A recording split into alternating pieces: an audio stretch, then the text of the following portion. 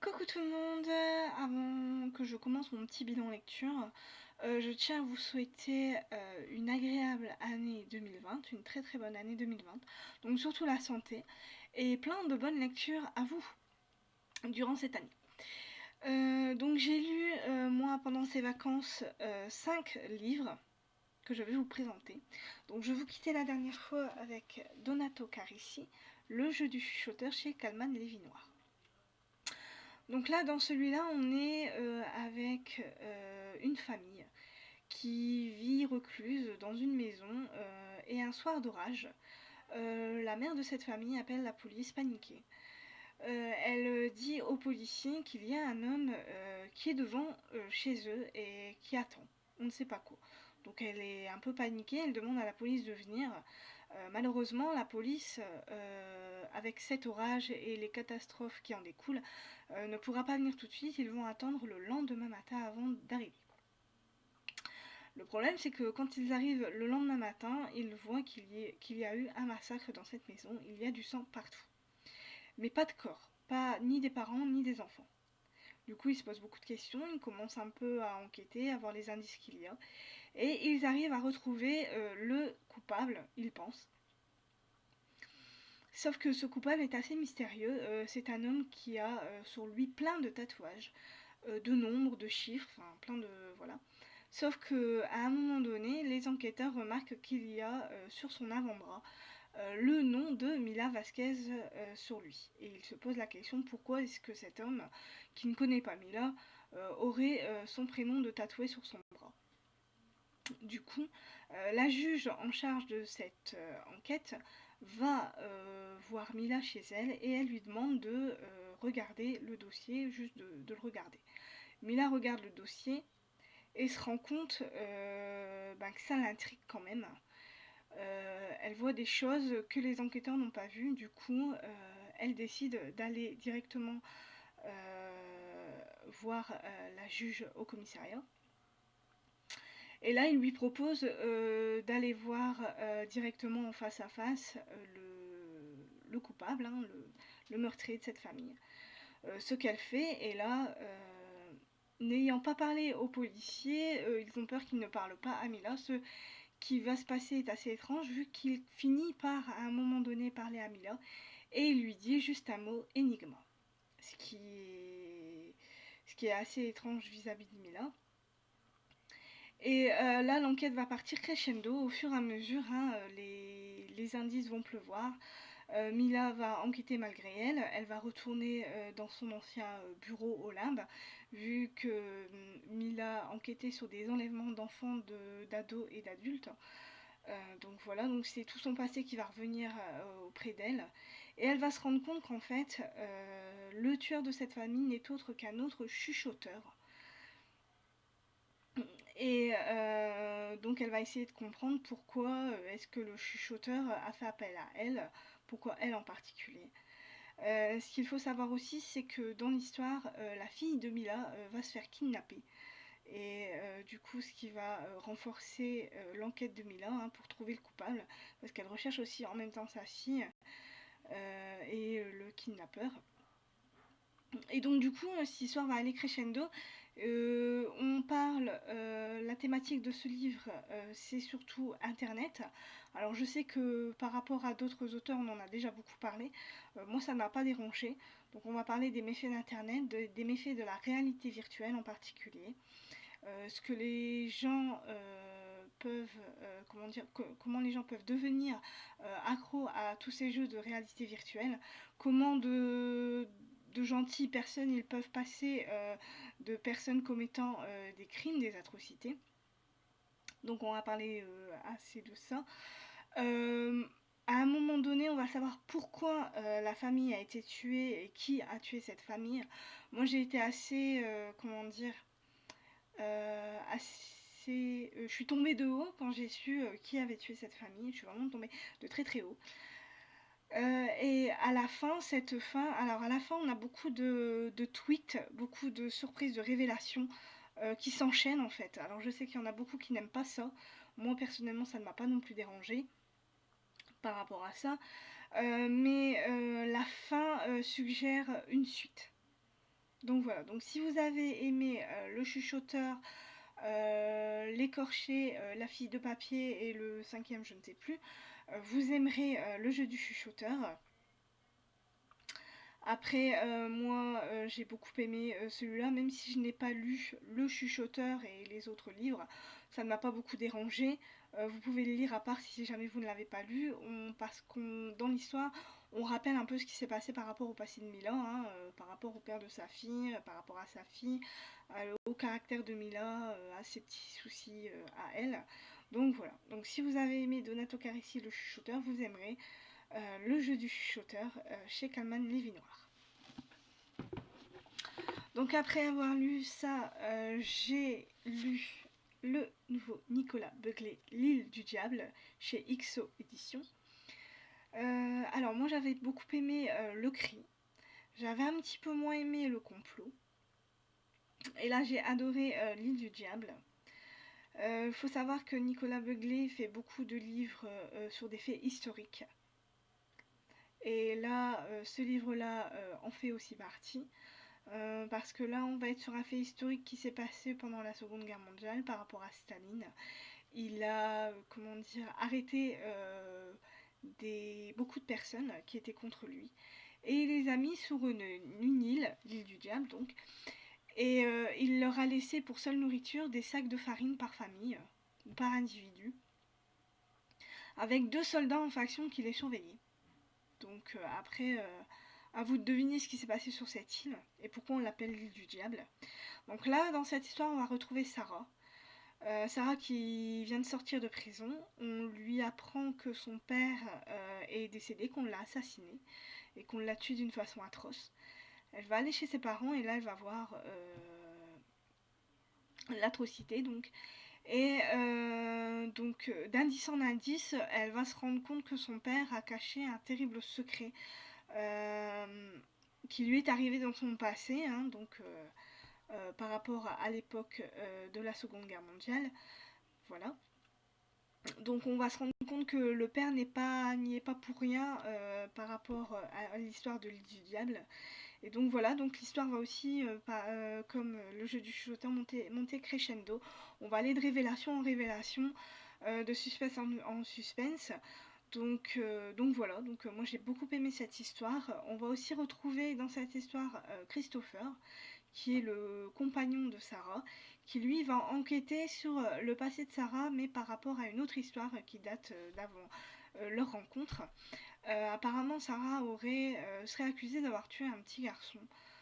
L'histoire a été bouclée, mais on pense encore que Sarah est la coupable et il va essayer d'innocenter la femme qu'il aime. Et donc on va être aussi avec Christopher dans cette histoire, mais voilà. Donc on va retrouver les deux personnages et moi j'ai beaucoup aimé la fin. Je pense qu'il y aura aussi une suite par rapport à cette fin. Donc si vous avez aimé Le Cri et Le Complot, vous aimerez L'île du diable de Nicolas Begley. Voilà. Donc après je suis partie tout à fait autre part, donc toujours un thriller, hein, on change pas une équipe qui gagne. Donc j'ai lu Ré Célestin, Carnaval, qui se passe dans la Nouvelle-Orléans en 1919. Donc ce qui dit 1919 dit fin de la Première Guerre mondiale. Donc là, on va être avec un tueur qui sévit à la Nouvelle-Orléans. Hein. Donc ce tueur a vraiment existé, c'est vraiment un fait historique. Ce tueur a vraiment existé, on l'appelait le tueur à la hache. Parce qu'il tuait donc ses victimes à la hache. Et dans l'histoire de Ré Célestin, il a rajouté une petite chose, c'est que le tueur laisse des cartes de tarot sur les scènes de crime. Donc là, on va être avec 3 personnages. On va être avec Michael Talbot, qui lui est un jeune flic donc qui essaye de faire ses armes et qui enquête sur le tueur à la hache. On va être avec Luca D'Andrea, qui lui est un flic corrompu qui vient de sortir de prison, qui va enquêter aussi de son côté sur le tueur à la hache. Et on va être avec Ida, qui est une jeune secrétaire qui travaille dans un cabinet privé de détectives. voilà, et qui va vouloir aussi, qui est assez intriguée par le tueur à la hache, donc elle va aussi enquêter de son côté. Et donc Ray Célestin nous décrit ce qui se passe à la Nouvelle-Orléans. Et il nous décrit aussi ses personnages, ce qui est normal vu que c'est son premier roman. Hein. Donc il nous décrit le caractère de ses personnages, il nous décrit donc leur physique, enfin tout ce qui peut voilà, faire des personnages. Et du coup, on n'est pas tellement avec le tueur. On est un petit peu avec le tueur, on voit les crimes qu'il fait, mais on ne sait pas du tout qui est le tueur, on ne sait pas pourquoi est-ce qu'il commet ces meurtres. Il y a des petits indices, mais on va dire qu'il... Comment dire ça qu'il n'arrive pas à savoir le pourquoi du comment en fait. Hein. Il reste un peu sur les... en arrière-plan. Donc du coup, il n'arrive pas du tout à savoir qui peut bien commettre ces meurtres. Et donc là, dans cette histoire, on va aussi être avec le retour des soldats de la Première Guerre mondiale. Il faut savoir que les soldats sont rentrés du front et sont complètement traumatisés par cette guerre qui a fait des millions de morts, des millions et des milliards de morts. Et quand ils reviennent à la Nouvelle-Orléans, ils pensent que leur vie va reprendre leur fil. Malheureusement, ça ne va pas être le cas vu le traumatisme qu'ils ont subi. Et il faut savoir qu'à la Nouvelle-Orléans, il n'y a pas beaucoup de travail pour ces soldats revenus du front. Donc du coup, on va être là avec des soldats qui vont se mettre à boire, à se droguer, etc., etc. Et on va être aussi avec la ségrégation raciale qui commence tout doucement à arriver voilà, lors de cette période, vu qu'il y a beaucoup de gens de couleur. Donc on est avec les gens de couleur et avec les personnes, les blancs. Hein. Donc voilà, donc c'est la ségrégation raciale qui arrive tout doucement dans cette histoire.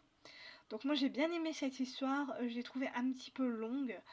Parce qu'avec le tueur, on n'est pas tellement avec lui, on ne sait pas du tout qui c'est.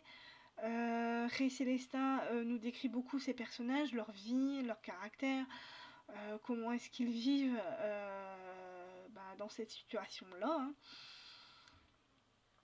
Hein. C'est ce que je peux un peu lui reprocher et d'un autre côté non, parce que vu que c'est son premier livre, il faut qu'il décrive ses personnages. Vu que voilà, on fait leur connaissance en fait. Hein, donc voilà. Donc Ray Célestin, Carnaval chez Cherche Midi. Donc en quatrième livre, j'ai lu Raidian Brooke, l'étrange histoire du collectionneur de papillons, chez Fleuve Édition. Donc j'ai été assez surprise parce que je pensais qu'il y allait avoir une disparition. Et je me suis totalement trompée sur l'histoire. Donc on va être là avec Lou Jones, qui est un jeune homme qui vient de perdre son père. Il a du mal à vivre la mort de son père. Et il décide du coup de partir en Amérique pour visiter le pays où son père a vécu étant jeune. Voilà. Donc sa tante lui laisse sa maison pour ses vacances. Et donc il décide de s'occuper comme il peut, il décide de vouloir écrire un roman, mais il ne sait pas trop ce qu'il peut écrire dans ce roman. Et un jour, il rencontre Joe Bosco, qui est lui un attrapeur, un collectionneur de papillons, hein, c'est le collectionneur de papillons, donc qui attrape les papillons, qui les met dans des boîtes spéciales, dans des vitrines, et qui les vend. Voilà. Et il demande à Lou Jones s'il veut bien faire partie de son équipe, s'il veut bien être son nouveau vendeur de papillons. Donc Lou accepte, ne sachant pas trop quoi faire de son temps libre, et comme ça, ça lui permettra de visiter cette Amérique qu'il voulait visiter. Donc il faut savoir que Joe Bosco est un personnage assez loufoque. Il faut savoir qu'il est épileptique. Donc du coup, des fois, il dit des mots qui n'ont rien du tout à voir avec notre langue à nous. Hein. Il invente des mots, ce qui est assez loufoque. et il va présenter sa famille à Lou Jones, euh, qui, ouais, qui, euh, qui va rencontrer cette famille assez loufoque, surtout la mère, qui a eu un terrible accident. Mais après, je ne vous dirai pas quoi, c'est à vous de lire ce livre si vous voulez le lire. Voilà, elle a eu un terrible accident, du coup, les enfants de cette femme la protègent, sont assez soudés, mais il y a certains enfants de cette femme qui voudraient prendre leur indépendance, qui voudraient partir de cette ambiance familiale-là, qui est assez sombre, assez... enfin, on sait qu'il cache un secret, mais on se demande c'est quel secret. Et Lou Jones va commencer à aimer cette famille, il va vouloir les aider. Euh, et malheureusement, ça va être pire que mieux. Voilà, en essayant de les aider, il va se rendre compte qu'en fait, il aurait mieux fait de ne rien faire, de les laisser faire leur petite popote ensemble. Donc voilà. J'ai été assez étonnée de cette histoire. Au début, j'avais du mal. J'avais beaucoup de mal, j'ai eu du mal à rentrer dans cette histoire. Et au final, j'ai fini par, en m'accrochant, par être happée par l'histoire, par aimer tous ces personnages assez loufoques. Et donc, du coup, je vous le conseille parce qu'il vaut le coup, hein. Cette histoire vaut vraiment le coup. Donc, c'est Ryan Brooke, l'étrange histoire du collectionneur de papillons chez Fleuve Édition. En dernier livre, j'ai lu Luca Di Fulvio, Les prisonniers de la liberté. Donc moi, Luca Di Fulvio, je le suis depuis Le Gang des rêves, qui a été un véritable coup de cœur pour moi. J'ai lu Les enfants de Venise, que j'avais beaucoup aimé, mais qui n'avait pas été un coup de cœur. Et donc là, j'ai décidé d'acheter son nouveau livre et de le lire. Donc là, bon, Luca Di Fulvio, c'est un peu, comment dire, une valeur sûre. C'est toujours un petit peu le même, comment dire, le même univers, un peu le même sujet, même si ça change. Là, on est un peu avec des adultes. Dans Gang des rêves, on était avec des enfants et des adultes. Et dans Les enfants de Venise, on était avec des enfants, hein. Donc là, on va être avec trois personnages principaux. On va être avec d'abord Rosetta et Rocco qui vivent eux en Sicile, dans différentes régions de la Sicile. Et on va être avec Raquel qui est une jeune russe qui est juive. Donc Rosetta et Rocco. Alors Rocco, lui, c'est un mafieux qui ne veut pas vraiment être mafieux. Il ne veut pas faire comme son père ni son grand-père. Il n'a pas envie de tuer des gens. Voilà. Donc il essaye de s'émanciper. Et il y arrive, il finit par être envoyé à Buenos Aires, où là il va rencontrer Rosetta. Rosetta qui est une jeune fille qui, elle, a perdu ses parents, qui essaye de s'en sortir en élevant des brebis.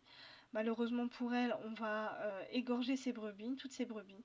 Donc du coup, elle ne va pas avoir d'autre solution que de partir de sa région et d'aller à Buenos Aires. Voilà. Et on va retrouver Raquel, qui est une jeune russe juive, qui elle aussi malheureusement va perdre son père. Et elle va décider de s'enfuir de sa communauté et de partir aussi à Buenos Aires, où elle sera prise comme prostituée, mais comme qu'elle n'est pas très très jolie, on va s'en servir comme boniche. Et elle va réussir à s'enfuir de là où elle est. Et là, ça va être une vie assez compliquée pour elle, vu qu'elle va devoir essayer de s'en sortir dans un pays qui n'est pas facile, parce qu'il y a beaucoup de prostitution, il y a beaucoup de mafieux, beaucoup de drogue qui circulent. Donc du coup, ça va être une vie assez très très compliquée pour elle, très dure. Comme pour Rocco et Rosetta, qui eux vont être séparés par le destin et ils vont essayer de se retrouver coûte que coûte. Alors après, est-ce qu'ils vont se retrouver ou pas? Ça sera à vous de le voir, de le lire. Lisez-le parce il est vraiment assez, il est très très beau. C'est un très beau livre. C'est une belle histoire. Et ces trois personnages vont finir par se retrouver. Ça va être assez incroyable la façon dont ils vont se retrouver. Donc je vous le conseille, Luca Di Fulvio, Les prisonniers de la liberté. Voilà tous les livres que j'ai lus. Donc là en ce moment je suis en train de lire Maxime Chatham, la trilogie du mal. Donc j'ai fini de lire L'âme du mal. Voilà, là je suis à In Tenebris et il me reste encore Maléfice à lire. Voilà. Donc c'est chez Pocket. Pour tout vous dire, moi j'ai jamais lu de Maxime Chatham. C'est mon premier. Pour l'instant ça va, j'aime bien. J'espère que Maxime Chatham va rester dans cette petite trilogie, dans son thriller, dans cette criminologie, dans son... Voilà. J'espère qu'il va rester là-dedans et qu'il va pas partir trop dans le surnaturel. Mais sinon pour l'instant tout va bien, j'aime beaucoup. Donc voilà, mon petit bilan lecture est terminé. Je vous souhaite encore une excellente année 2020, pleine de bonnes lectures.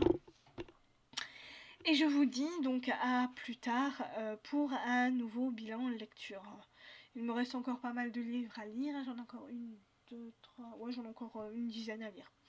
Donc voilà, donc à plus tard pour un nouveau bilan lecture. Bye bye.